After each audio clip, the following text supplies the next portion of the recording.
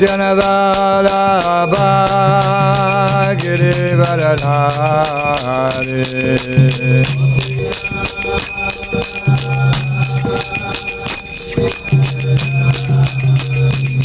Gopi Janavalabha Girivaradhari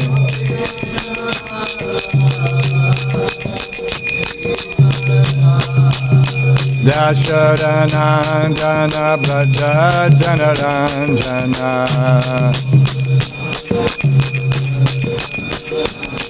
Jai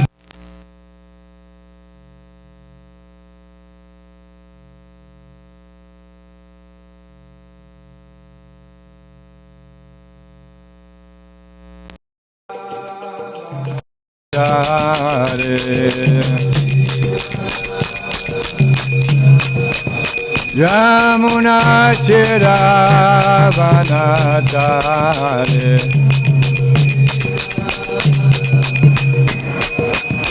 Jaya Radha Madhava Kunja Bihari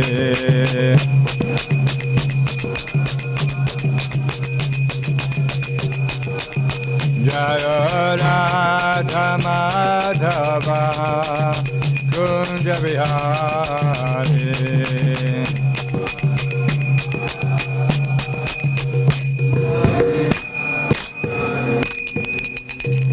Jai Vishnupad Paramahansa Parirajakacharya Satara Sata Shri Srimad The Divine Grace of Bhagavatam Bhaktivedanta Swami Prabhupada Ki Ananta Koti Vaishnava Vrinda Ki Grantaraj Srimad Bhagavatam Ki Gaur Premanandi All glorious to some devotees. All glorious to some devotees. All glorious to some devotees. All glorious to Sri Guru, Sri Gauranga, and Srila Prabhupada. Namo Om Vishwadaya Krishna Prasthaya Vidya Shri Mate Bhaktivedanta Swamiti Namaste Saraswati Gauri Pachayani Visheshana Pasachayastani.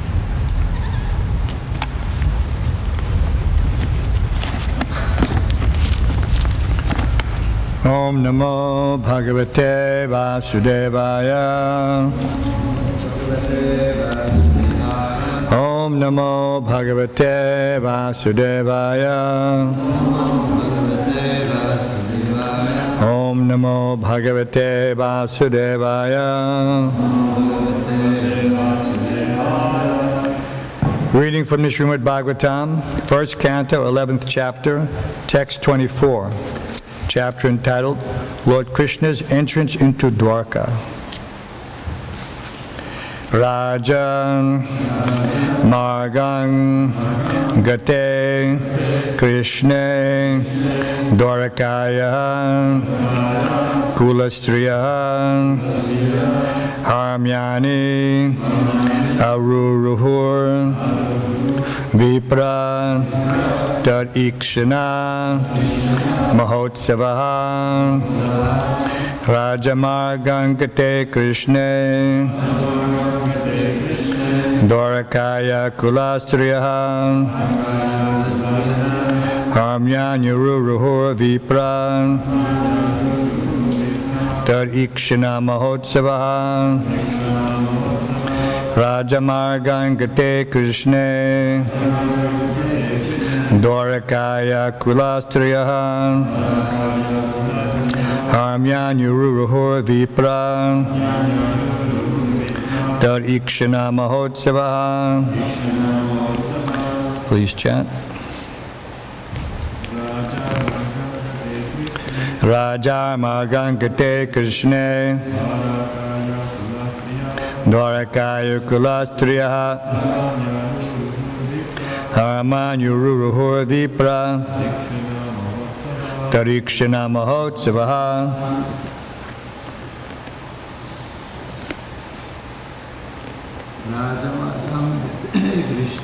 Rajamargangate Krishna Dwarakaya Kulastriya Harmyanyaruruhur Vipra Tad Ikshana Mahotsavaha. Rajamargangate Krishna Dwarakaya Kulastriyaha Harmanyururuhu Vipra Tarikshana Mahotsavaha Rajamargangate Krishna Dwarakaya Kulastriyaha Harmanyururuhu Vipra Tarikshana Mahotsavaha Rajamargang, the public roads, Gate, while passing over, Krishna, by Lord Krishna, Dwarakayaha, of the city of Dwarka, Kulastriyaha, ladies of the respectable families, Harmyani, on the palaces, Aruruhu, got up, Vipra, O Brahmanas, Tarikshana, just to look upon him, Krishna, Mahautsavaha, accepted as the greatest festival. Translation and purport by His Divine Grace, A.C. Bhaktivedanta Swami Srila Prabhupada.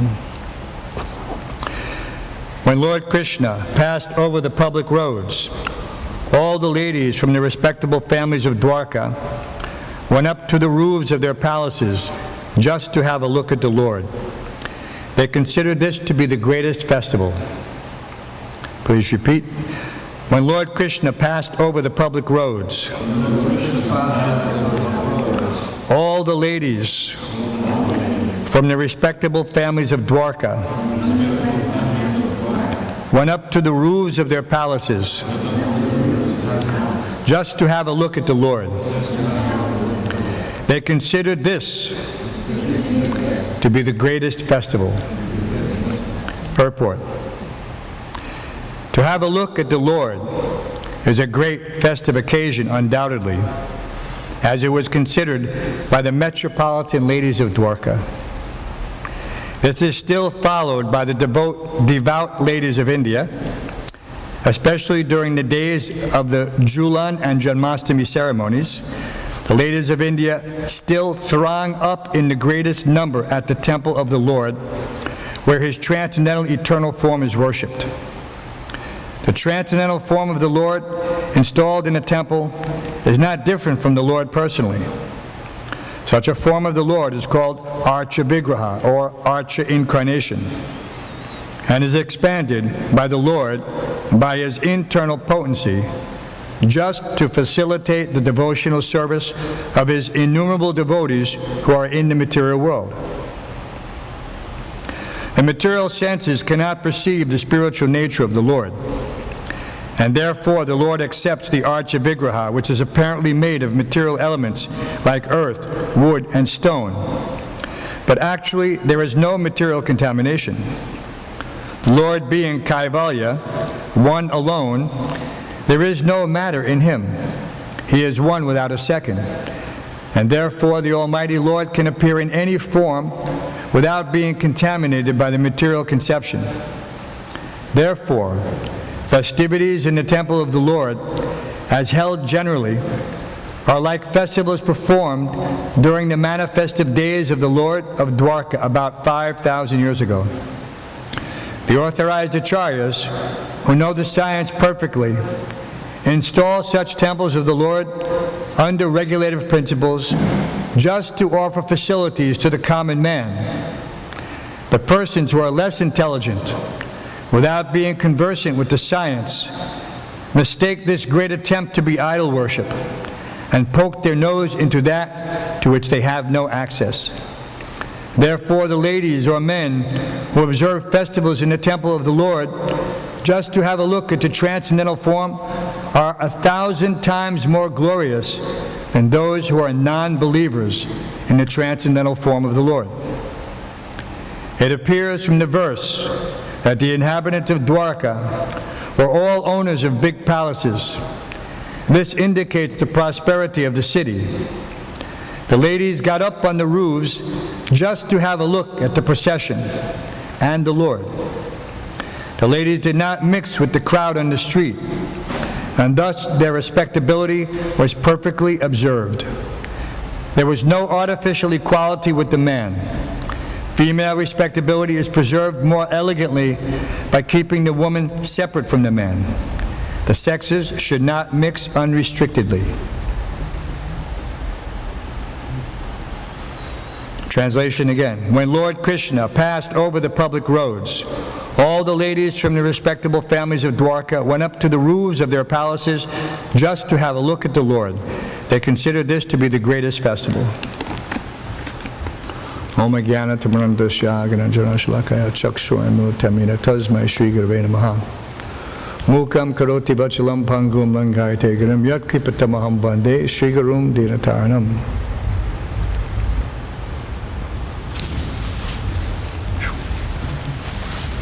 Radha Govinda ki.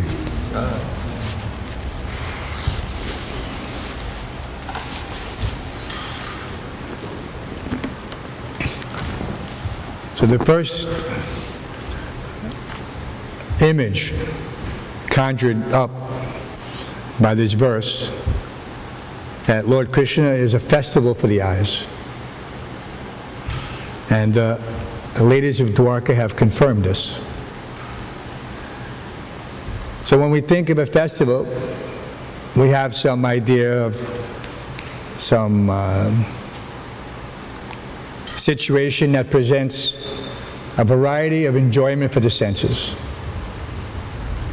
And there's something we see that in the material world, they have state fairs, and they have amusement parks, and they have some New Year's celebrations.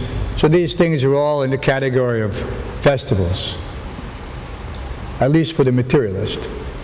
The devotee takes no pleasure in these gathering places. They have no real attraction. They're without any taste. And this is, of course, in Sanskrit there are very few substitutes for certain words. Like the word ruchi. Ruchi means taste, but it doesn't simply mean the taste from the material senses, that which comes in contact with the taste buds. But it implies an overall flavor that one receives that satisfies every aspect and every sense. The tactile senses, the knowledge-acquiring senses, everything is satisfied. And we have this experience when we come before the Lord. It's not that the Lord is there for our enjoyment. I've mentioned this before, how Srila Bhaktisiddhanta called one's material observance of the deity form just eye exercise. That what are you really seeing? So technically we see first through the eyes of the scripture, Shastra Chakshus. And those eyes are elevated hearing as we progress spiritually. That first we see through our ears. Because we have no personal experience. We're not, like it's described here. The materialist, he sees a statue. He comes in, he thinks, oh, they've decorated very nicely some material form. Because they have no ability to conceive of transcendence. The word itself is foreign to them. If you mention this to anyone, what does it mean? They have no experience. Transcendental means beyond material sense perception. And then the question is, well then, if it's beyond material sense perception, how do you understand it? And that's described, that when one's senses are purified through service, then he gets this spiritual vision.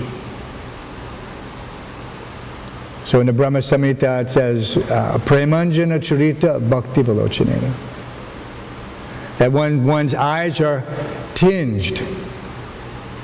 with loving devotion, then he can actually see the Lord.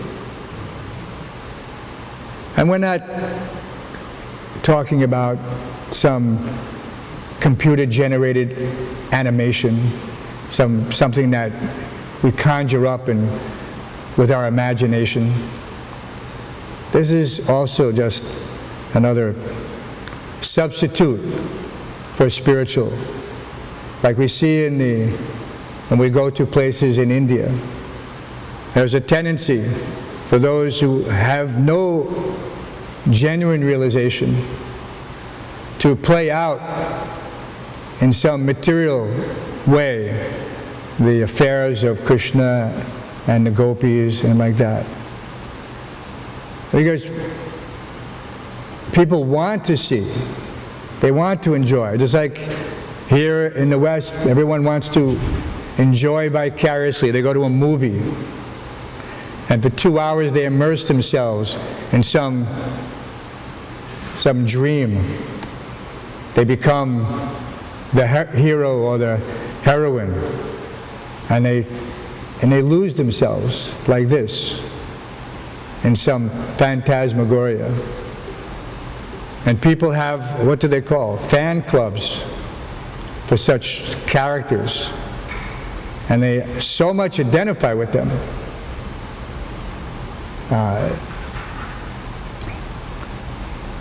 And that is a perverted reflection of the devotion that the genuine devotee has for the Supreme Personality of Godhead.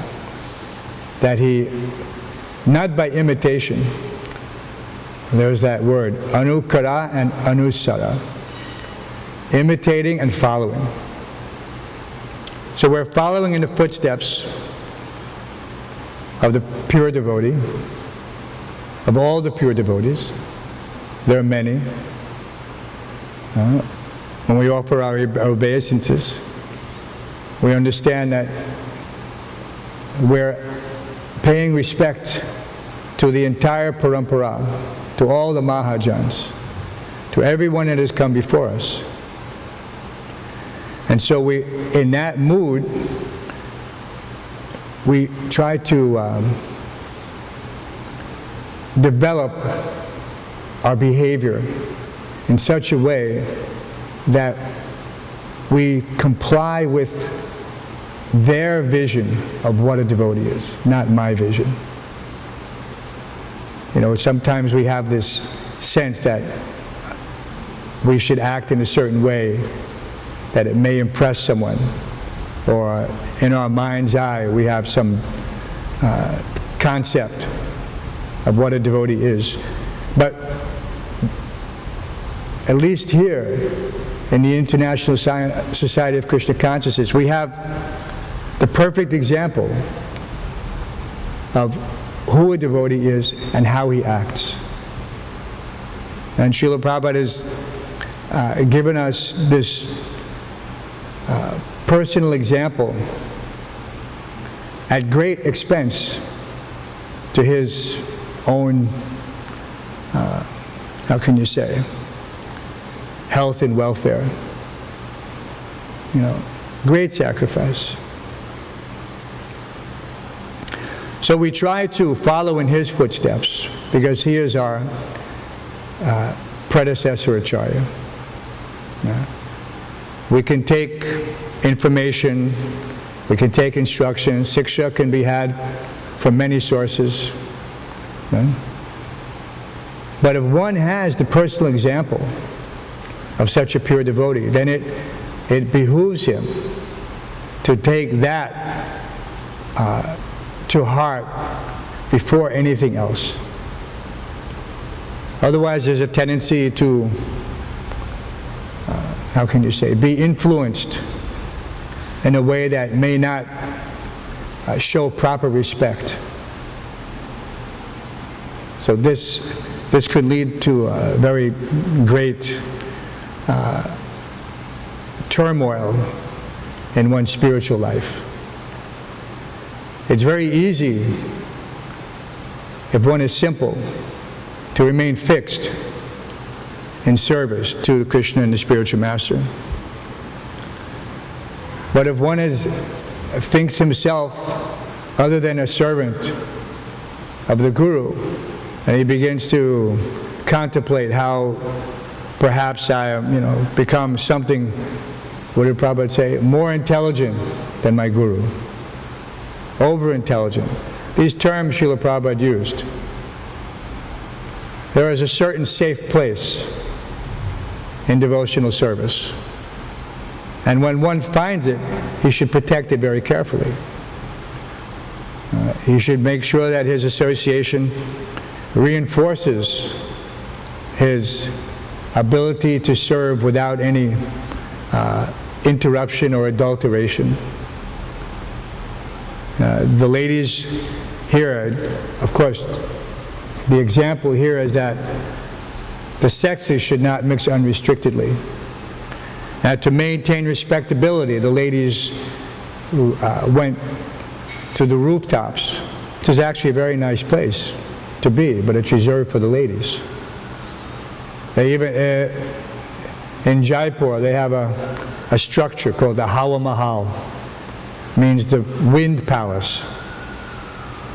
And it's situated on the main road leading to the temple. And that main road is where they have all the processions. And this Hawa Mahal is a tall pyramidal structure, very nicely built. Anyone who's been to Jaipur is impressed by it. But that, when you look at it from the outside, the structure is all windows, small windows. And those windows were where the royal family, the royal ladies of Jaipur, would go during the processions on street level. So that's what it was built for, in case nobody knew. And if you go to the old palaces in Rajasthan, there are many,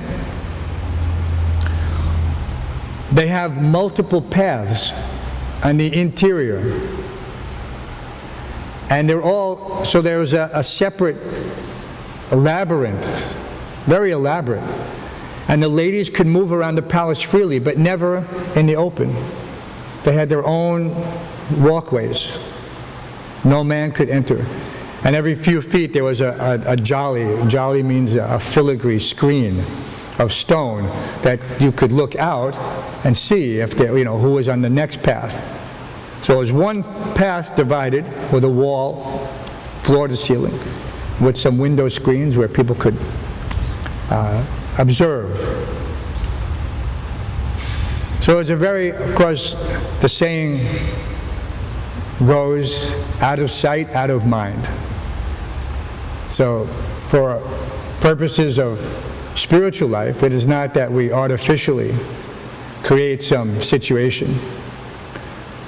But for us, whose duty is to preach, we have to have a wall of discipline in our minds. It's very important.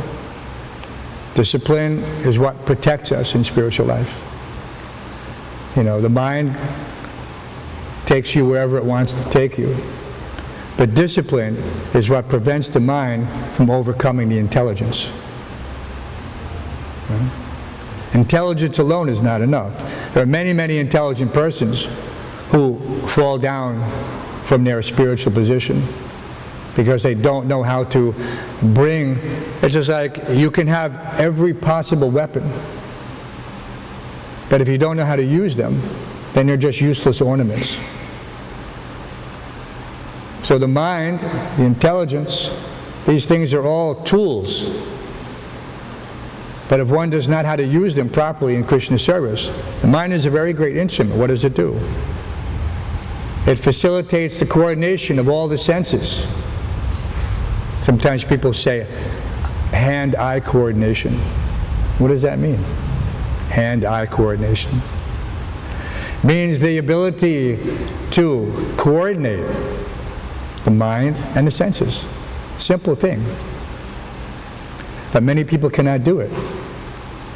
I think there's a term, they say a person is all thumbs. Have you ever heard that? A person is all thumbs? What does that mean?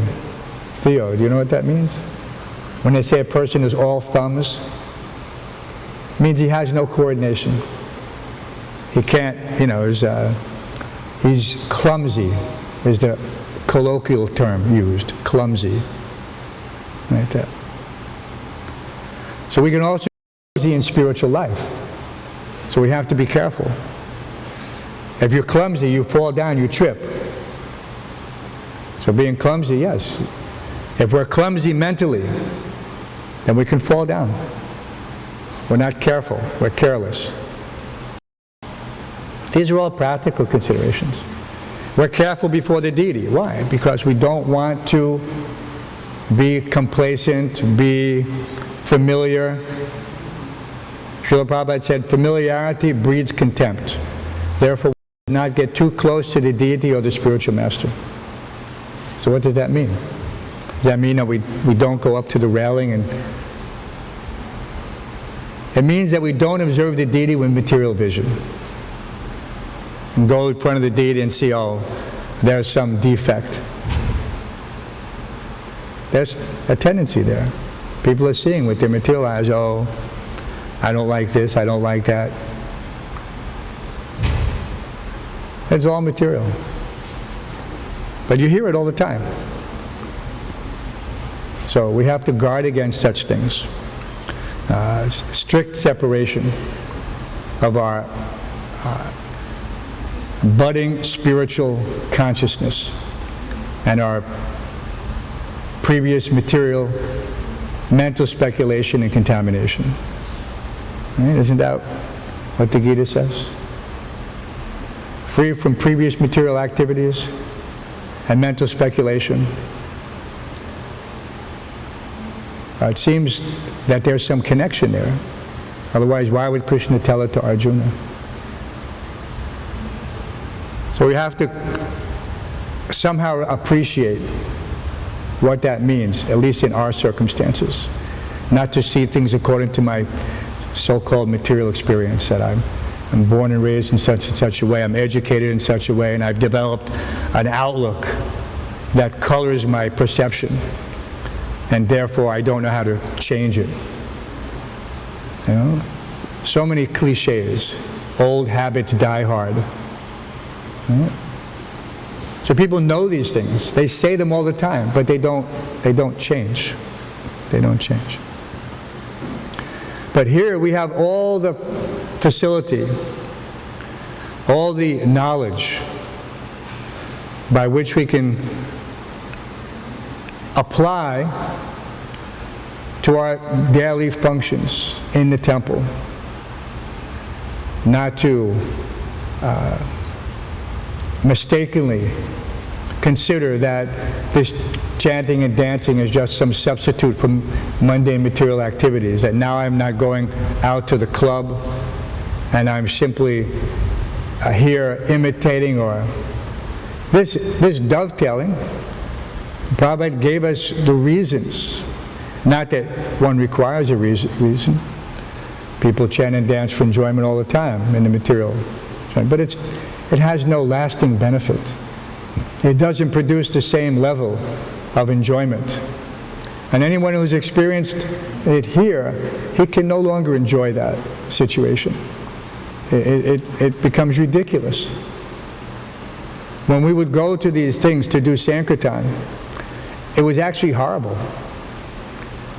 You know, and some people, of course, they went because, you know, they liked to do those particular venues. Maybe the Sankirtan wasn't so good, but it was previously their favorite rock band, so they were trying to dovetail.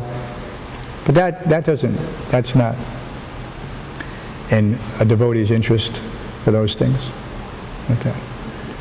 It's actually terrible. But we do it because we understand that, and we identify that this is a situation where many people are seeking pleasure through the medium of the senses, through music, but they don't know where it is. And so we're there to give them direction, that come to the temple and chant and dance and experience real satisfaction. And so that austerity has saved many hundreds, not thousands of, just like we see at Woodstock. Bhaktin Sari was just there. There are how many people there at the Woodstock thing?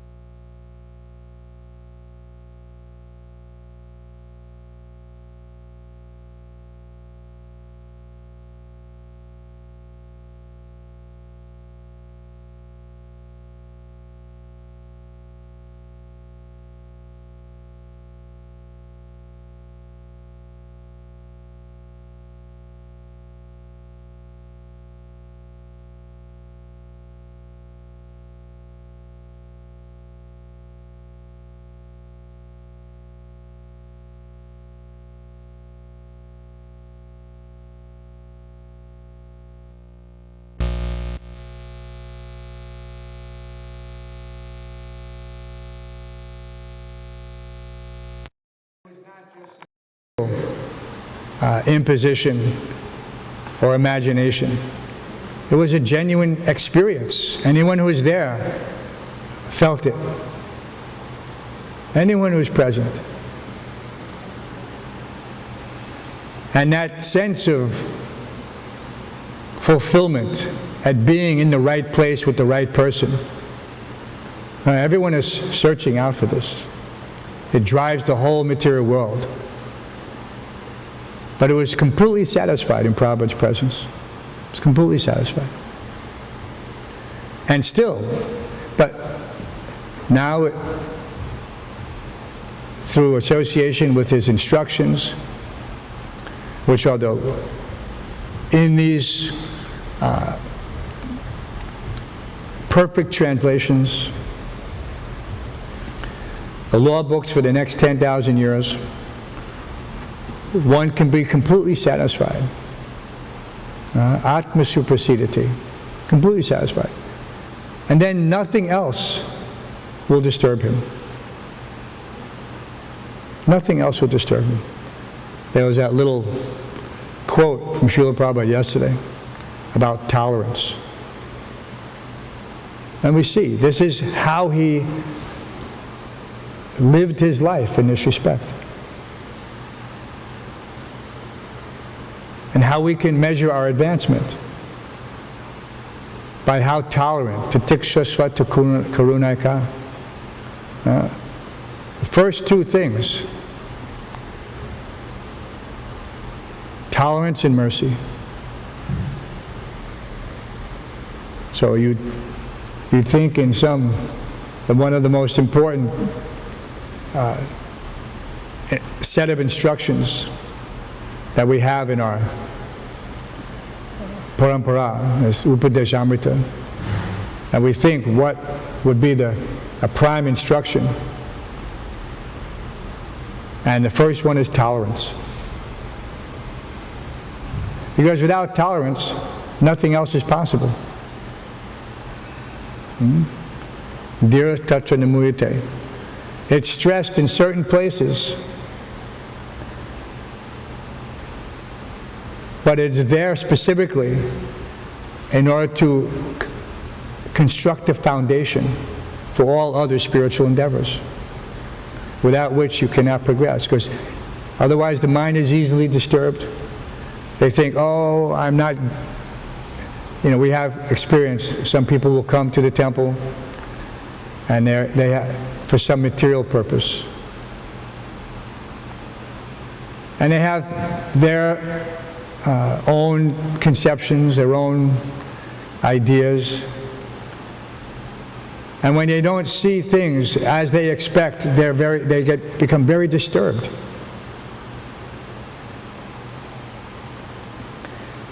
And sometimes they express it in such a way that it creates a disturbance, and then from our perspective, we have to give that person some instruction.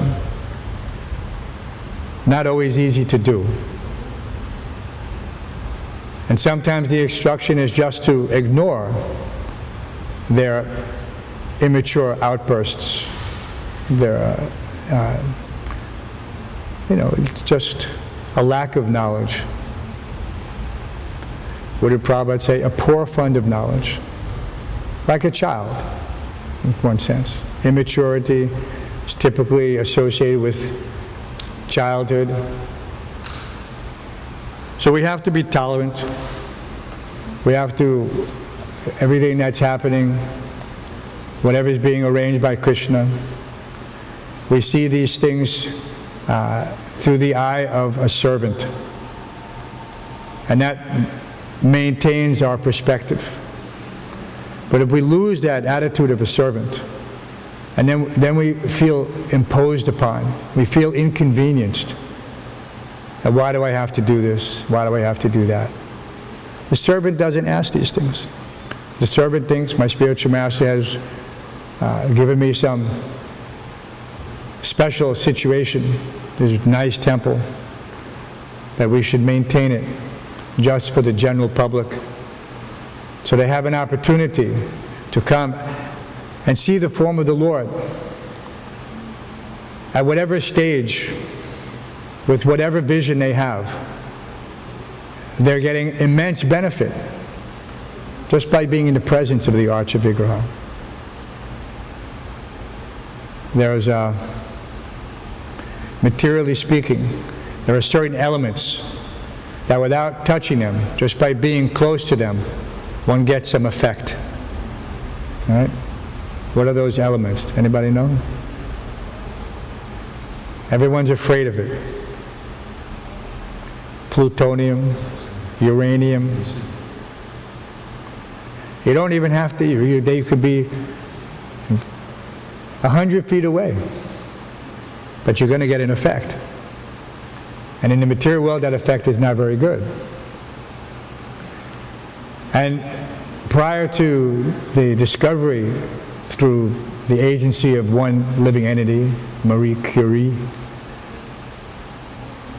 nobody knew what radiation was, so therefore they're handling these isotopes. They were in close contact with them, and of course people were dying from radiation poisoning. Right? Due to what? A poor fund of knowledge. They couldn't understand. It was unseen, imperceptible. They didn't have the instruments. Now, of course, they do, due to the discovery by that particular person. A way to measure what could not be seen. Or felt. You don't feel it. You only feel the effects after the fact. But then people come in and say, oh, what is the point of having these deities? What do they do? You know, you're seeing some imagination. Okay. But they have no transcendental understanding or vision. But we understand that the deity form, the archer form, is not different from the Supreme Personality of Godhead. Of course there's an effect, and we all know it. We've all been affected, whether we appreciate it or not. And to our neophyte level, we don't perhaps perceive it the way the pure devotee perceives. You know, it was always interesting. And we try to this day to keep a clear path between Srila Prabhupada and Radha Govinda. So on the Vyasa-san, we were there, you know, and the devotees were very exuberant and enthusiastic, and at times in the temple room in Henry Street was very narrow, barely 25 feet wide. There were hundreds of devotees packed in this room, 75 feet long by 25 feet wide. Hundreds. It was inconceivable. And Prabhupada from the Vyasa-san would take what he was playing the gong with, his mallet. This is not the original mallet. The original gong, but not the original mallet. I don't know where that is. And he would look and he would go like this. Get out of the way. Get out of my way. You're blocking my vision. Of course, we know that Srila Prabhupada has transcendental vision. But at the same time, he was very much attached to Radha Govinda. Very special. We're very fortunate in this regard that this relationship exists in such a way that just amplifies the importance of New York Temple, Radha Govinda Temple, ISKCON, New York. Yes. You know, and this was, and we saw it many ways. When Srila Prabhupada would come in and pay his obeisance to Radha Govinda, when he would look at them, you know, it was obvious, even to an untrained person, this level of devotion and appreciation. So, whether we know it, feel it, see it, or not, the benefit is there. The radiation is there. The spiritual radiation is there. And the more association one has with the authorized archer incarnation, the more benefit he gets. It is not artificial. That's why the neophyte is recommended, because even he doesn't understand, he's getting the benefit. Even he doesn't understand why we're maintaining, you know, with such at great expense. People question, you know, that this is some, like Prabhupada indicated, idol worship. It's just a poor fund of knowledge. So we want to make sure that we're developing the right mood, the right attitude, the right discipline, the right vision. Everything is being given to us. And these instructions, we try to understand and apply them. Not always easy. Rising early, 3:30 in the morning, taking bath, sometimes cold bath. Who still takes cold bath here? Any brahmachari still taking cold bath here? Only Bhakta Theo, right? It was a routine discipline. Why? Why did Prabhupada recommend this? It becomes foreign. You know, the science as it is appears to be lost. Because that's the first broom in the morning. Srila Bhaktisiddhanta said that in the morning, one should beat his mind with broom. A broom is not considered a very elevated instrument. It's a dirty thing. It sweeps the floor. And in the night, he should beat his mind with shoes. Of course, this is, you know, these are just graphic illustrations. He didn't literally mean to pick up a broom and hit your head, you know, or beat your mind. You can't even see your mind. You don't even know where it is. We think it's in our head someplace. Right? But taking a cold shower, that's a big broom. That's a big broom. And if you can do that, you've conquered the day already. You've already conquered the day. Not that you have to do it. Prabhupada never forced us. But the temple president actually forced us. He was a severe taskmaster. But he was such a sweet devotee, he wanted to do it. And he did it with, and of course he himself did it. So he was not, it's not that he exempted himself. So yeah, it was there. And if you take a cold shower, you can thank me later, 20 years down the road. This cold shower really helped every morning to get me out of the stupor of being covered in ignorance for 4, 5, or 6 hours. Just whoop, does it. Of course, I'm sure there'll be a lot of feedback since this is being broadcast live, but any old timer will tell you that, yes, has a benefit, taking that cold shower. Titiksha karunika, tolerance. It also begins with that. Tolerating heat, tolerating cold, not just tolerating difficulty. Adhyatmic, adhibodhic, adhidhavik, every one of these presents a different type of tolerance. Tolerance from the other living entities, tolerating heat or cold, happiness or distress. So everything requires tolerance. And one gauges his own advancement by his ability to tolerate and not be disturbed. Even the materialists say it. Everyone has seen, there's a t-shirt. What does that t-shirt say?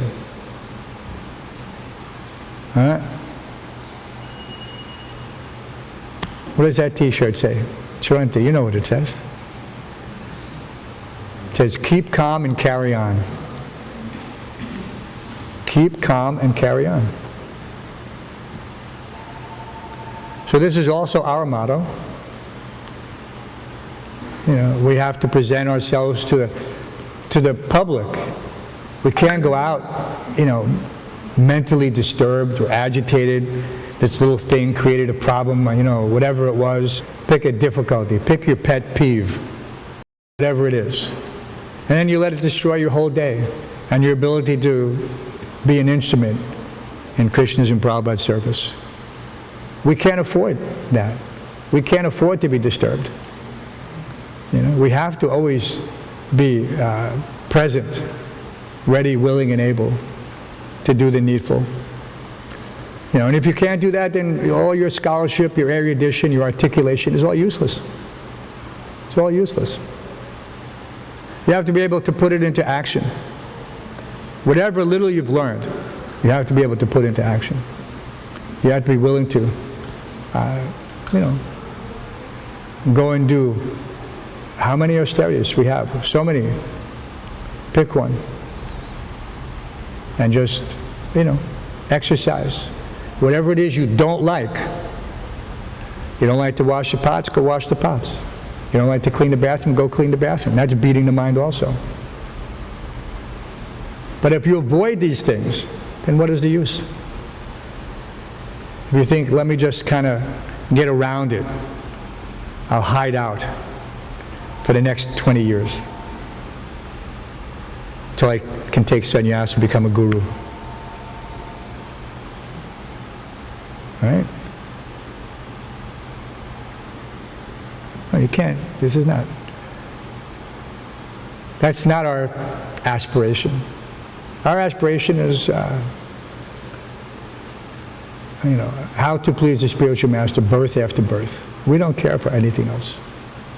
We say these words, we have to live them. Otherwise, what's the point? Every morning we say it. Birth after birth. Birth after birth. How is it that, Lokanath, how is it that all the gurus say these things? Aren't they aspiring to become a gopi? Isn't that the highest?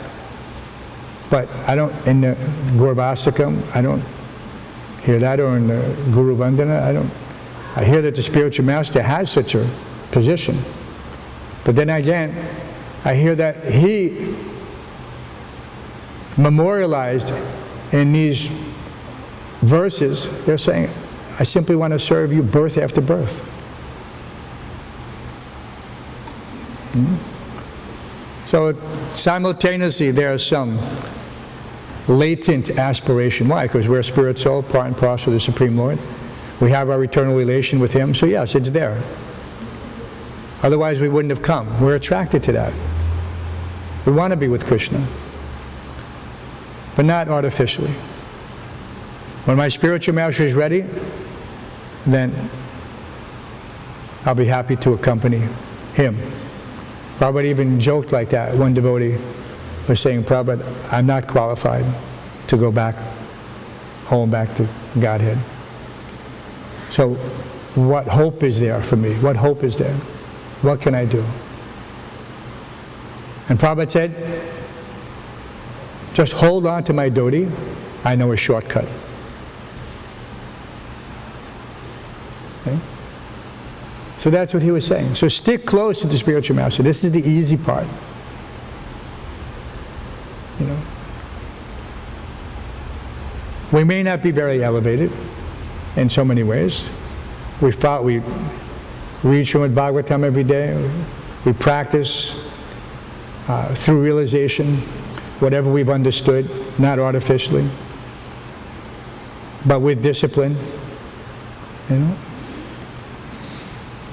And then gradually, everything will be revealed. You cannot force it. In Mayapur, when one devotee told Srila Prabhupada that he was leaving the society to find another guru, he actually articulated this. This is an extreme level of Maya. Most people, they fall into Maya, they kind of just leave. You know, it's a little embarrassing, and we understand. Where there's no stigma. No one's trying to say that this is an easy process. But at the same time, someone who understands the philosophy, but is over-intelligent in his ability to apply it. He thinks I'm more intelligent than every other devotee in the society. And therefore, this is a society of neophytes. And so he asked Srila Prabhupada, Prabhupada, I seek your blessings to find another guru. Of course, Prabhupada asked him why. You know, this person was a senior person. He was a Sanskrit editor. You know, he had intimate knowledge of all the books up to that point, 1976, of which at that time Prabhupada is just still translating 7th canto. And he told Prabhupada, it was very telling. He said, there is no bhajan here. No bhajan. Some people think bhajan means like some soft musical repertoire, like that. Or you have a bhajan kutir, where one performs some solitary bhajan. And bhajan means they're talking about trying to go deep. And in their minds, deep means the intimate pastimes of Radha and Krishna. Well, they talk about these things. Already there had been an episode involving this person and a group of others. And it was called Gopi Bhava Club. Only people were reading Srila Prabhupada's books, but misunderstanding the, how can you say it, their own level of spiritual aptitude. And so they were concentrating on these intimate pastimes. And for a neophyte, this is not a good thing. You know, I mean, at least from my perspective, any one of us could see that this was not a good thing. You have to be a little cautious. You have to have some built-in warning system that alerts you when you're treading in areas where you shouldn't be. You know, it's a natural thing. It's a self-preservation, devotional preservation. You know, people start talking about certain topics. Depending on where you are, you might want to excuse yourself. You know, it's not. There's no shame in this regard. So Prabhupada told them, because he was very angry, and they were trying to make so many excuses. But Prabhupada, it's all in your books. You know, they were reading in the Chaitanya Charitamrita the exchange between Ramananda Roy and the Devi Dasis, or Lord Chaitanya and Ramananda Roy, and they're just, you know, very intimate subject matter. And so Prabhupada said, so, what do you... Anyway, he tried to sweetly convince him. Finally, he said that everything, all knowledge is there in these books. Just like in a pharmacy, all the medicine is there. It lines the shelves. But if you don't know, if you're not the doctor, if you're not the pharmacist, and you don't know how to prescribe, and you don't know the interaction or the side effects, and you just start helping yourself to the medicine off the shelf with the excuse that, well, it's all there, then any intelligent person understands that that's a recipe for disaster. Sometimes we call it self-medication. Right? You're not a doctor.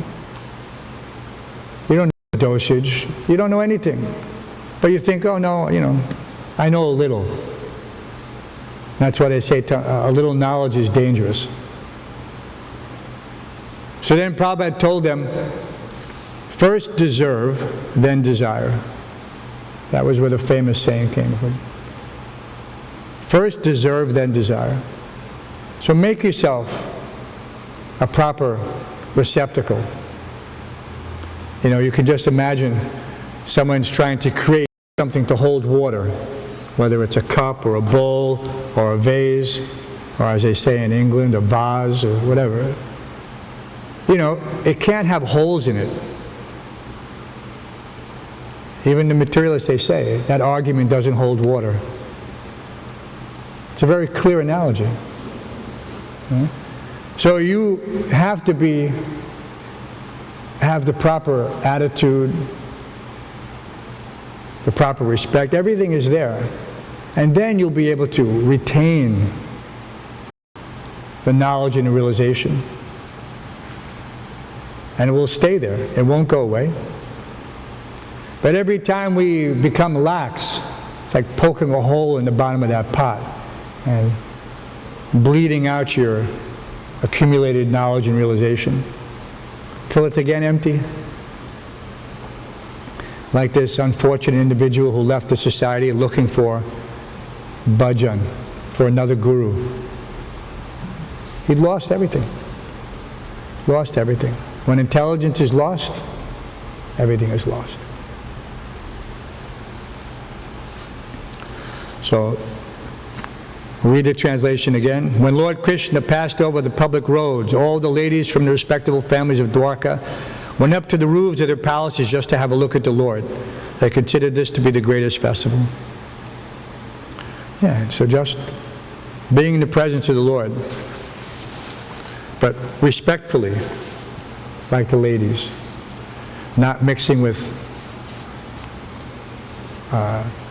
and here it's almost, the analogy is too good, that there's unrestricted mixing.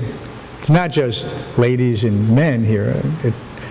The analogy goes much further. It's the mixing of incompatible philosophies. You know, if you're mixing with people that are not Krishna conscious, then you also lose your respectability. That this person is all the time associating with Mayavadis. Why is he doing that? within the circle of Vaishnavas, that person loses his respect, because you have to consider that no serious aspirant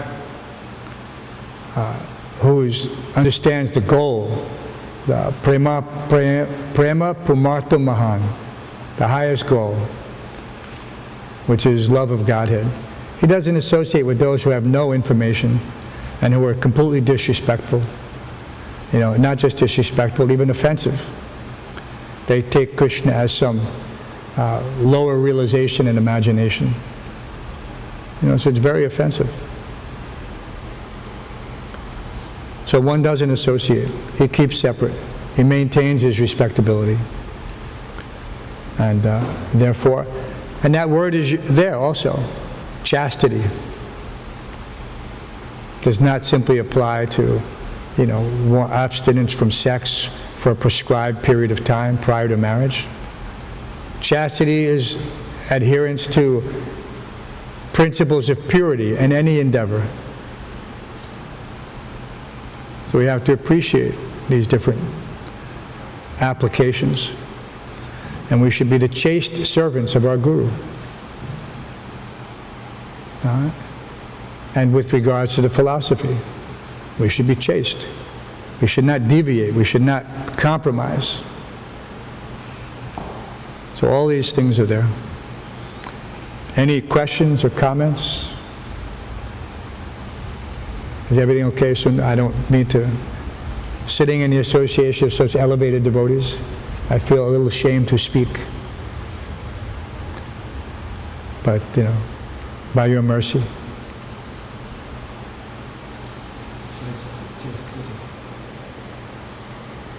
You have to speak a little louder, Prabhu. Can't. What is chastity? Well, chastity in the material sense means for a woman to maintain her purity up to the point of marriage. But the word has many definitions. So chaste means to be committed to a particular principle without deviation or compromise. So for us, it has multiple purposes. It means also that if a woman is married, then her chastity at that point is converted to faithfulness to the husband under all circumstances. There may be trials and tribulations, but one maintains that whatever is required for the satisfaction of the spiritual master, the husband, that these things take priority. One has to, and for us it is the same. We first of all consider, what is my relationship? Nothing should come between myself and my spiritual master. No concept, no person, no philosophy. And it's not just some charismatic reciprocation that I have found this person and he pleases my senses, my sense of whatever I think a guru is supposed to be. We've seen that. People think the guru has to have some magical abilities or something like that. And that's his qualification.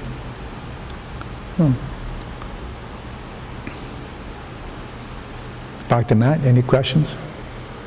Just thinking about my next shower. Next cold shower? Yeah. I like that. Just in the morning. You don't have to beat the mind all day, just one time. One time in the morning, one time at night. We don't take cold showers at night also. Prabhupada said morning. Here's the example we're trying to live up to. Just imagine. Prabhupada is living in Radha Damodar. Has anyone been to Radha Damodar temple? Everyone's been to Radha Damodar? Everyone here. Okay, you've seen Srila Prabhupada's rooms. Okay, there's no indoor plumbing. Prabhupada's room, and then connected to the veranda to the kitchen. And looking out, and there's that famous photo, Prabhupada looking out into the courtyard of the Samadhi Rupa Goswami. Right? in the wintertime, in those days, early 50s, 60s, they didn't have immersion heaters. You know, you didn't start a fire just to heat a bucket of water. Prabhupada would carry the water up the stairs. There's a little stairway on the side that goes to the roof of his quarters. And he would put a bucket in the sun in the early, just to take the bite out of the water. The water's still freezing cold. Prabhupada is an elderly gentleman. And taking a bucket shower is not like jumping in and jumping out. No, you have to stand there soaking wet, soap up, wet. You know, that's tolerance. We used to do that. Take cold bucket showers. That's a crazy austerity. Yeah, and in New Vrindavan in the old days, you used to have to break the ice. You used to have to break the ice to take the shower in the bucket. So you survive. You know, it's another T-shirt slogan. It says, but you didn't die. See? But you didn't die. Nothing, you lived. You survived. Prabhupada did this for years. What an austerity. And we're complaining sometimes, oh, the water's too cold. Oh, the water's too hot. What's that verse? Ataks prasas takonteya satoshna sukadukada agama paino nityas tamasnitiksa subhata. Non-permanent appearance of happiness and distress, and their disappearance in due course are like the appearance and disappearance of winter and summer seasons. They arise from sense perception only. Sense perception only. And one must learn to tolerate them without being disturbed. That's learning to tolerate them without being disturbed. So this is one of those things. Every day is an opportunity to develop tolerance. And you know, in the material world, tolerance is not given a very high level of appreciation. You know, everybody has a short temper. They have so many, you know, expectations. That's why they have those slogans. Keep calm and carry on. You know, so we practice this. Don't be disturbed. Do your duty. The result will be there. It's guaranteed. Krishna says, yes, and you come to me. So are we thinking that we're getting something else? Are we looking for a paycheck at 65, courtesy of, you know, Krishna, some pension plan? No, the devotee is not concerned in this regard. He understands that this material body has a date of expiration, and that during this time we have our best buy.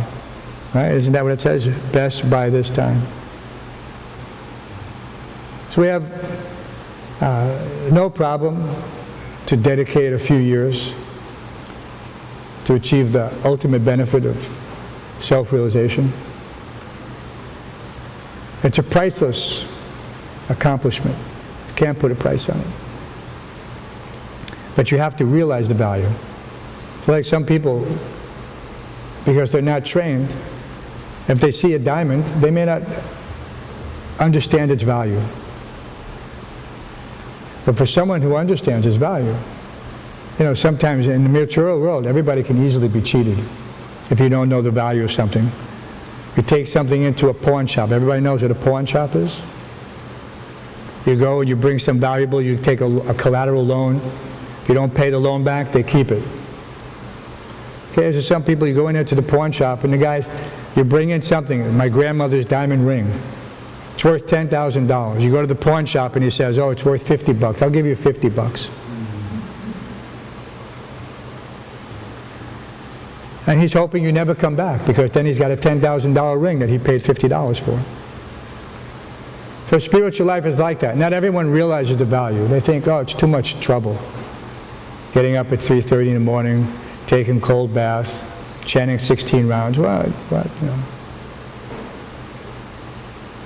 Some people think spiritual life is just a rubber stamp. You know, that I take a name or I buy a mantra, and that's it.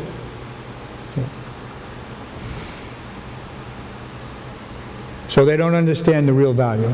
And so for them, the diamond is unobtainable. But for one who knows the value, he will pay the price. So the price is a few years of austerity. And then we can be with the spiritual master and Krishna, wherever they are, next birth. Any other questions, comments? Srimad Bhagavatam ki, Shri Radha Govinda ki, Srila Prabhupada ki, Gaur Premanandi. Lord Krishna's entrance into Dwarka ki.